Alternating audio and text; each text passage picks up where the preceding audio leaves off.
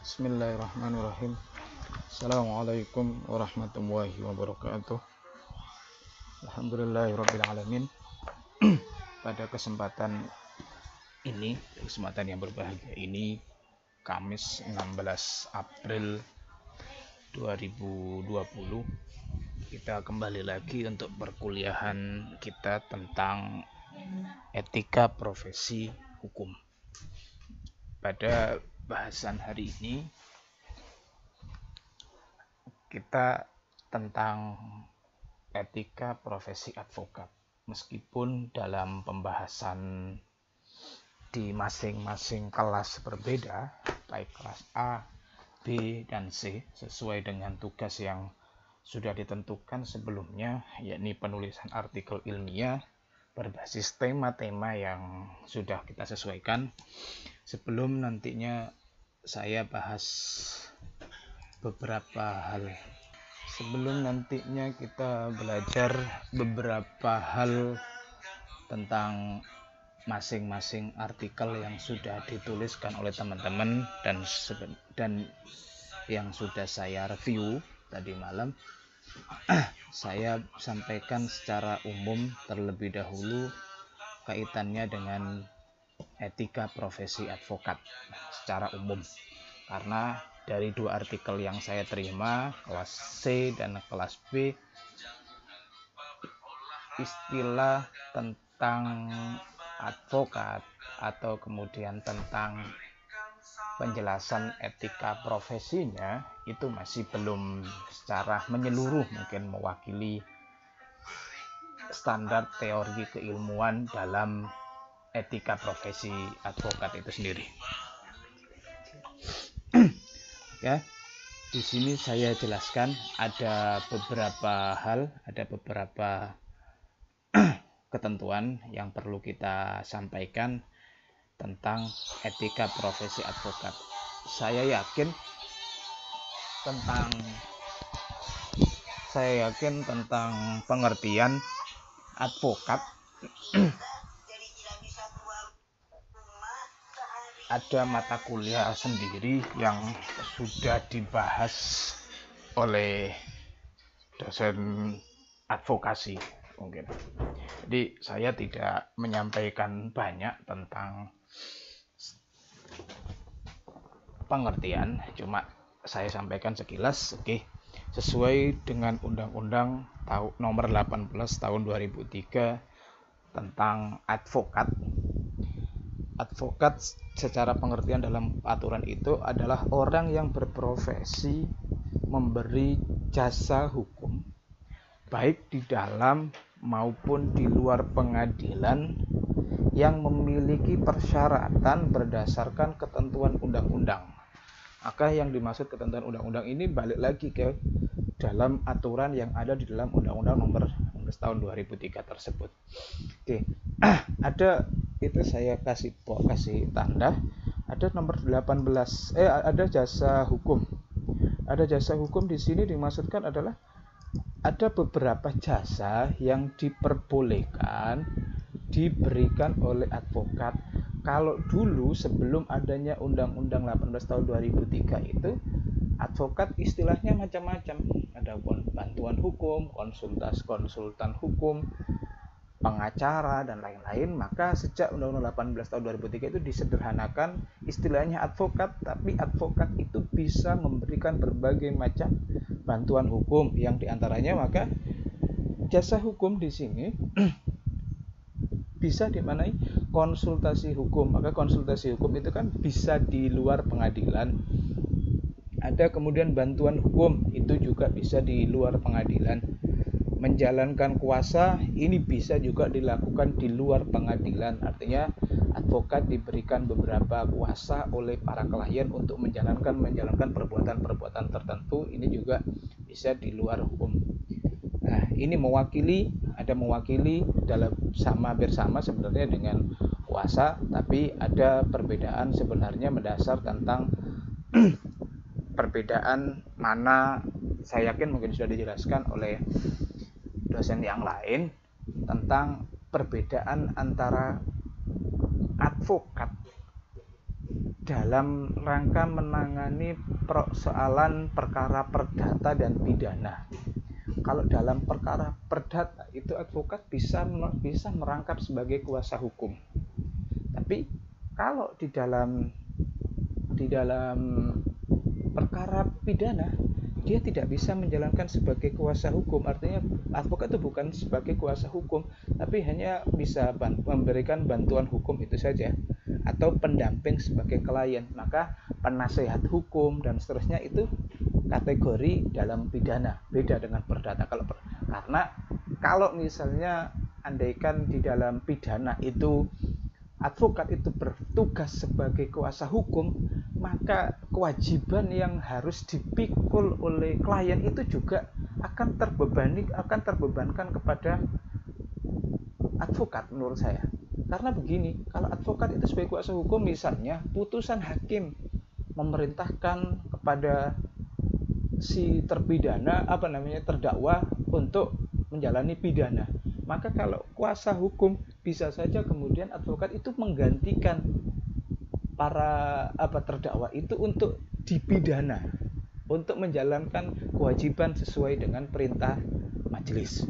Nah, tapi kalau di dalam perdata itu ketentuannya berbeda antara perdata dan pidana dalam istilah advokasi. Maka teman-teman harus paham ada kemudian kapan menggunakan istilah kuasa hukum, kapan menggunakan istilah penasehat hukum.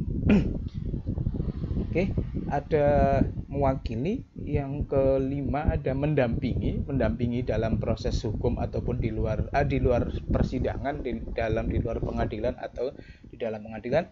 Yang keenam, membela dan melakukan tindakan hukum lain untuk kepentingan klien.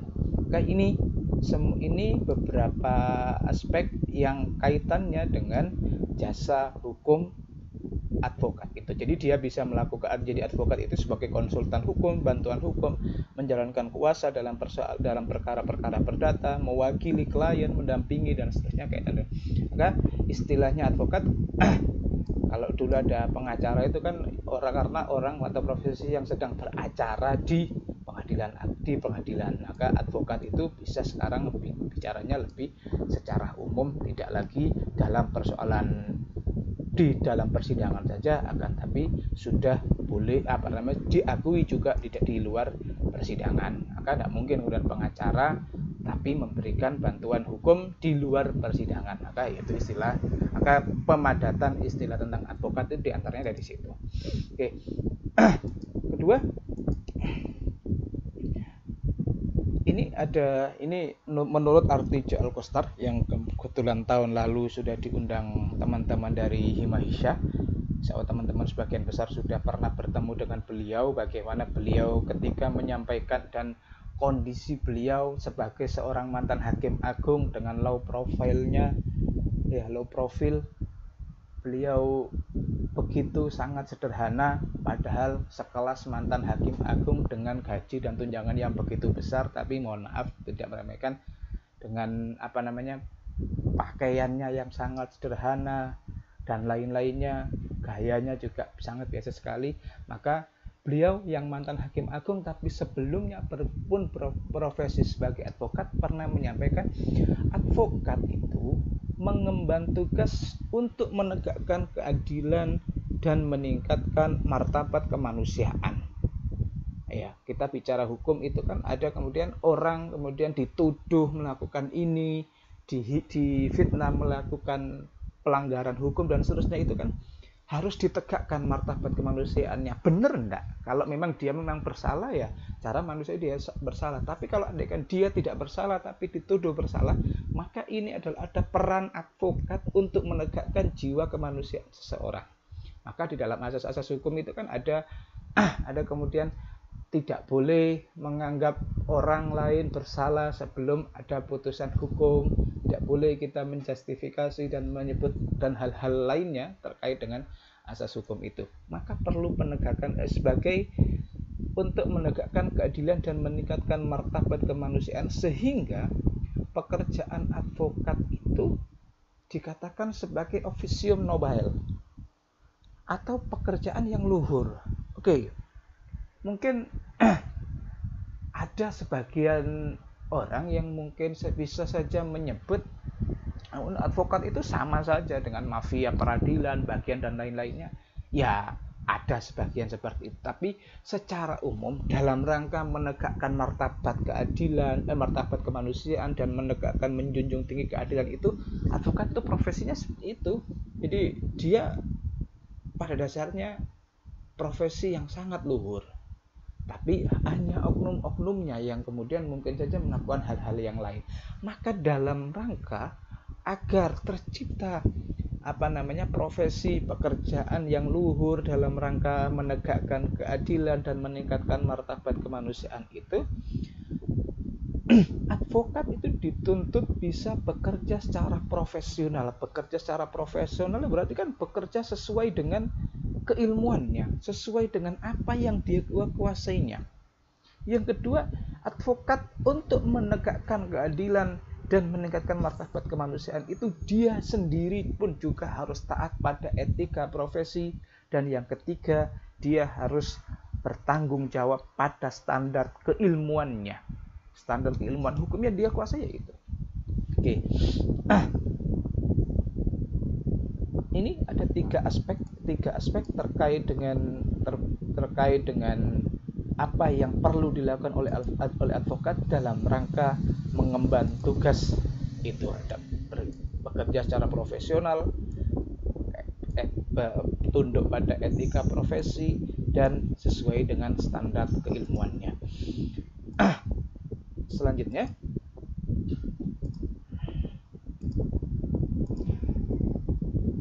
rujukan kode etik profesi advokat. Pada dasarnya begini.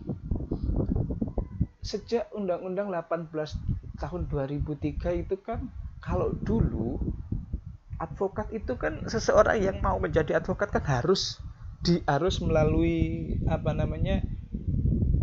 melalui yang memutuskan atau yang mengeluarkan SK seseorang sebagai advokat itu kan Kementerian Hukum dan HAM. Artinya dari pemerintah. Ya, sejak Undang-Undang 18 tahun 2003 itu, maka yang menjadi yang mengangkat sebagai advokat itu kan organisasi profesinya. Maka akhirnya sejak 18 tahun 2003 itu organisasi profesi advokat muncul banyak. Kalau mungkin dulu yang terkenal itu Peradi, mungkin yang paling awal. Ada kemudian sekarang ada Ikadin, ada kemudian yang Pak Adiono di APSI, Asosiasi Pengacara Syariah Indonesia, ada Perari, Persatuan Advokat Republik Indonesia, dan berbagai macam organisasi profesi advokat.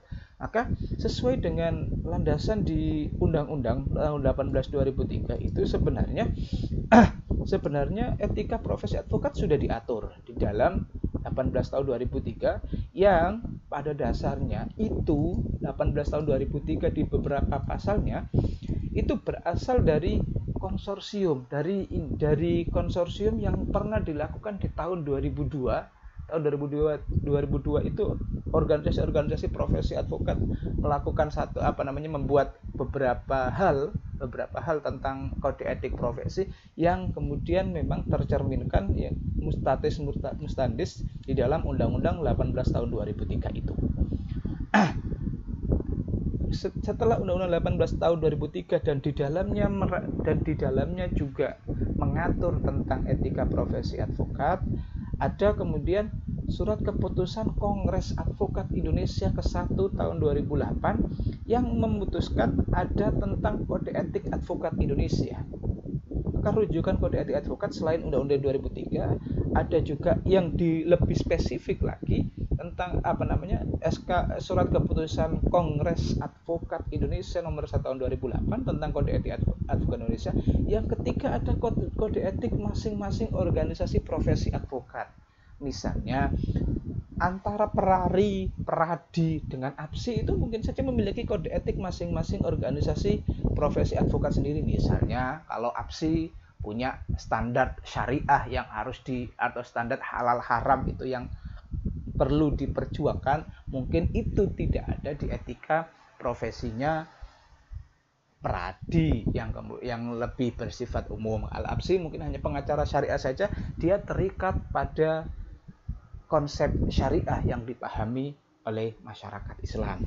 Itu karena, dan dua hal ini, kode etik masing-masing organisasi profesi advokat dan KAI itu, SK Kongres Advokat Indonesia, tidak boleh bertentangan dengan 18 tahun 2003. Maka bisa saya simpulkan bahwasanya kode etik advokat itu kesemuanya, di beberapa ada dari organisasi profesi advokat, dari KAI, dari Undang-Undang 18 tahun 2003, bisa kita simpulkan ada standar etika advokat. Yang pertama, kepribadian advokat sendiri. Di standar etika advokat itu dalam undang-undang tadi 18 2003 ada SK nomor 1 KAI tahun 2008 itu, dan kemudian ada beberapa kode etik dari masing-masing organisasi profesi. Ada yang pertama, ada 4 hal standar etika advokat. Kepribadian advokat itu sendiri. Yang kedua, ada hubungan dengan klien. Ketiga, ada hubungan dengan teman sejawat. Dan yang keempat, ada hubungan dengan penanganan perkara. Uraiannya sebagai berikut. Standar etika kepribadian di dalam pasal 2 Undang-Undang 18 tahun 2003 diantaranya sama standar, hampir sama, dan ini kemudian diturunkan kepada undang di SKKAI tadi dan beberapa organisasi advokat yang lain. Yang pertama, bertakwa kepada Tuhan Yang Maha Esa, bersikap satria, jujur, menjunjung moral yang tinggi, luhur, dan juga mulia. Itu kan standar etika kepribadian. Di dalam pasal 3 pun juga diuraikan ada diantaranya penolakan jika tidak sesuai dengan keahlian. Maka advokat itu boleh, saya tidak, misalnya saja dalam persoalan sengketa ekonomi syariah misalnya. Andaikan advokat itu dari peradi dan dia, mohon maaf, misalnya dari sarjana hukum yang tidak memahami konsep syariah, misalnya dia sebenarnya boleh, atau jika dia mestinya standar etika kepribadian, saya tidak paham tentang akad-akad di dalam muamalah itu di dalam sengketa ekonomi syariah, maka mohon maaf, silahkan ke APSI saja, misalnya kan begitu. Jadi ini ada etika kepribadian. Jangan kemudian kalau tidak paham, kami pasti paham aturannya seperti itu semuanya bisa kami lakukan. Nah, itu kan kemudian perlu jiwa ksatria tadi, sikap ksatria itu mengatakan bahwasanya saya tidak ahli dalam sengketa ekonomi syariah karena banyak istilah-istilah Arab, istilah-istilah fikih yang kemudian kami tidak paham. Misalnya dari peradi misalnya menyatakan seperti itu, ini wilayahnya APSI misalnya. Nah, itu kan bersikap satria bahwasanya dia berhak punya etika, mestinya punya etika bahwasanya dia mestinya melakukan penolakan jika memang dia tidak ahli di bidang tersebut. Yang kedua, dalam pasal ini tidak bertujuan semata-mata karena materi. Ya, advokat secara kepribadian, maka advokat itu kan, ya kita tahu misalnya advokat itu ada yang kaya banyak. Kalau kita tahu Hotman Paris itu kan advokat ya yang paling kaya lah, ya sultan lah dan seterusnya. Tapi kan ternyata si Hotman Paris itu juga di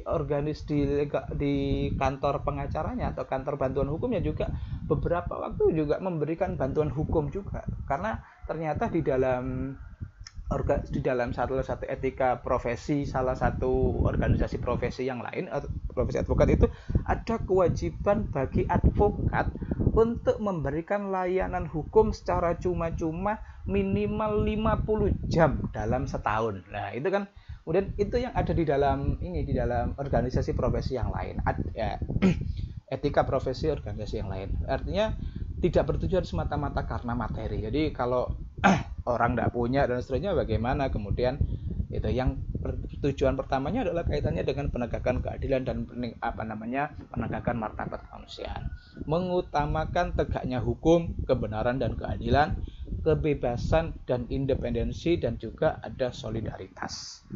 Itu standar etika kepribadian. Yang kedua, standar hubungan dengan klien.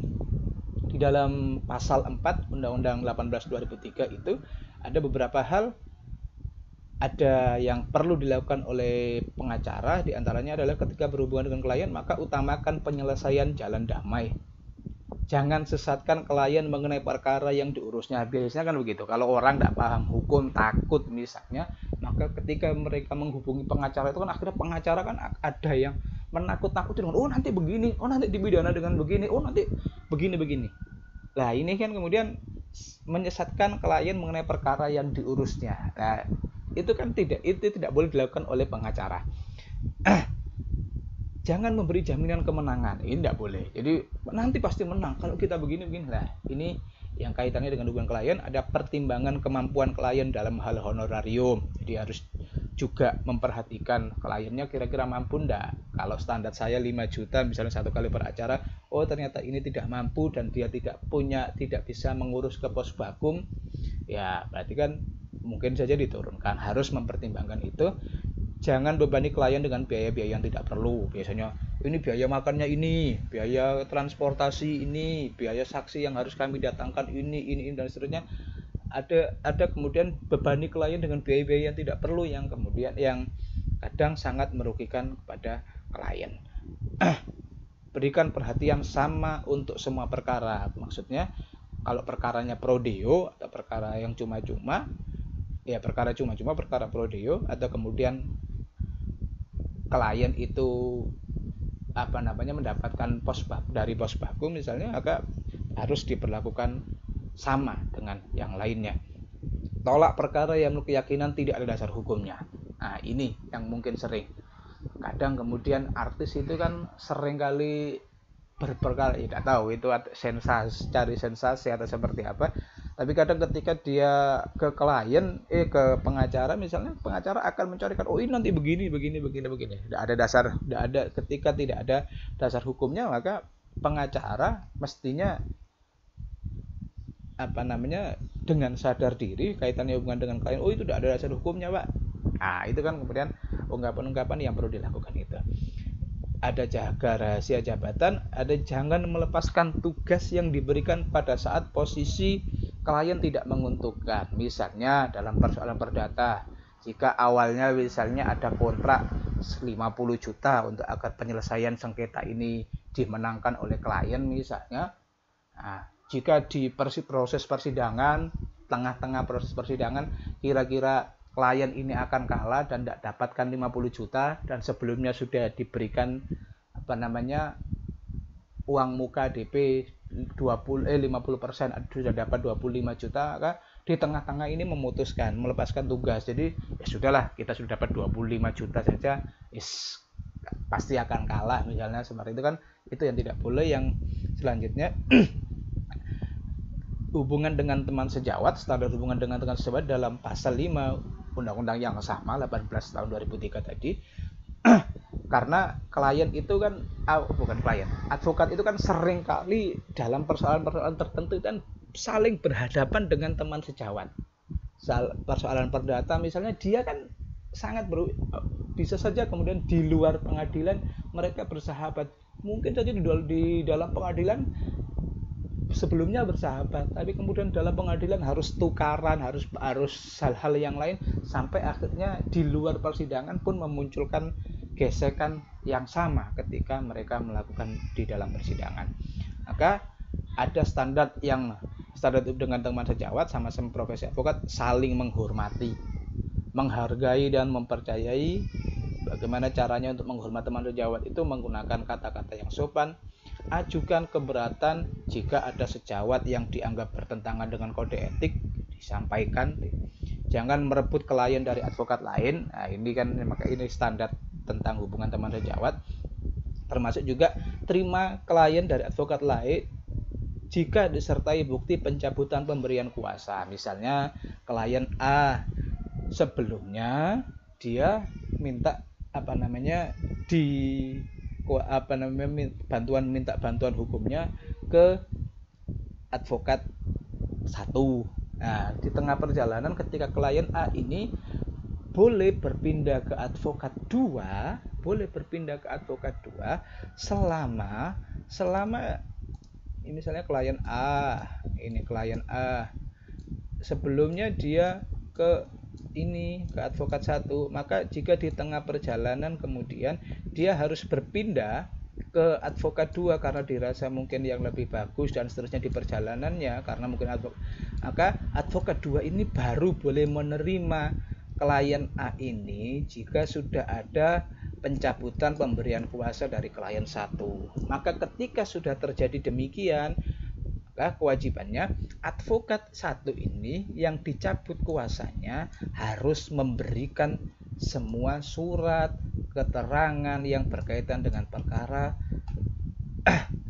kepada advokat 2, meskipun harus tetap melalui kepada kliennya, itu harus melalui klien ya, karena hubungannya kuasanya dengan klien, tapi surat-surat dan seterusnya keterangan yang sebelumnya diterima di klien di advokat 1 ini harus dikembalikan surat-suratnya semuanya, agar kemudian klien A ini memberikannya ke advokat 2. Ini standar etika standar hubungan etika antara advokat dengan teman sejawat. Terakhir yang perlu saya sampaikan, standar hubungan etika dalam penanganan perkara ada beberapa hal. Dalam pasal 7 dijelaskan tidak boleh berhubungan pribadi dengan hakim.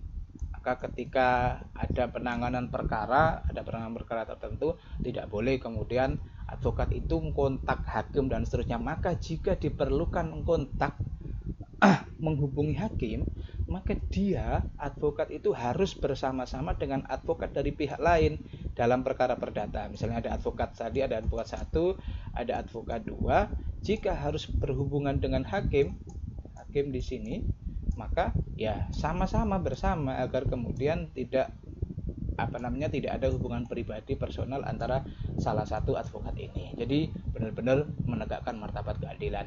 Maka jika perlu dalam persoalan perdata, jika perlu untuk berhubungan dengan hakim ya bersama-sama di luar pengadilan, misalnya sama-sama, atau kemudian dengan jaksa penuntut umum dalam persoalan pidana. Yang ketiga, tidak dibenarkan mengajari dan atau mempengaruhi saksi-saksi yang diajukan oleh pihak lawan perdata. Mendikte, biasanya kan seringkali kalau advokat itu kan biasanya mendikte saksi. Kalau sampai Anda semuanya pernah mendengarkan persidangan yang dilakukan secara live, itu kan seringkali ada advokat-advokat yang melakukan pendiktean terhadap saksi, atau kemudian saksi yang diajukan oleh lawan dalam persoalan perdata, atau saksi yang diajukan oleh jaksa penuntut umum dalam persoalan pidana dan seterusnya. Maka ketika biasanya kalau sudah advokat itu sudah melakukan pendiktean seperti itu, biasanya majelis hakim akan memotong pembicaraan itu dan menyampaikan harusnya advokat tidak boleh melakukan hal itu.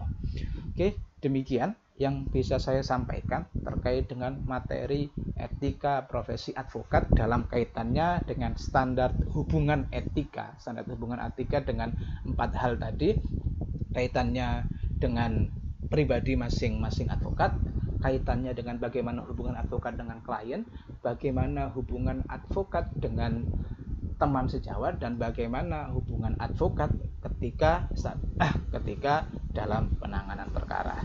Oke. Terima kasih. Cukup sekian. Ihdinas siratal mustaqim. Assalamualaikum warahmatullahi wabarakatuh.